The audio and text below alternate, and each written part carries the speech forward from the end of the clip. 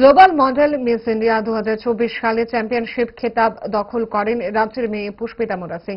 পাশাপাশি তিনি 2025 সালে জাকার্তায় ইন্দোনেশিয়া কালচারাল ইন্টারন্যাশনাল মিস ইন্ডিয়ার দায়িত্বে থাকছেন। গত 13 ডিসেম্বর থেকে 16 ডিসেম্বর পর্যন্ত মুম্বাইয়ে গ্লোবাল মডেল মিস ইন্ডিয়া 2024 সালে চ্যাম্পিয়নশিপ প্রতিযোগিতা অনুষ্ঠিত হয়। সেই প্রতিযোগিতায় বিচারকদের নজর কাড়েন পুষ্পিতা। বিচারকদের রায়ে Pushpita Mura Singh global model miss India নির্বাচিত হয়ে রাজ্যের নাম উজ্জ্বল করেন। বৃহস্পতিবার আগরতলার বিমানবন্দরের সংবাদ মাধ্যমের মুখোমুখি হয়ে তিনি জানান, চ্যাম্পিয়নশিপ খেতাব অর্জন করে উনার খুব ভালো লাগছে। আগামী দিনে সবার আশীর্বাদ নিয়ে আরো এগিয়ে যেতে চান তিনি।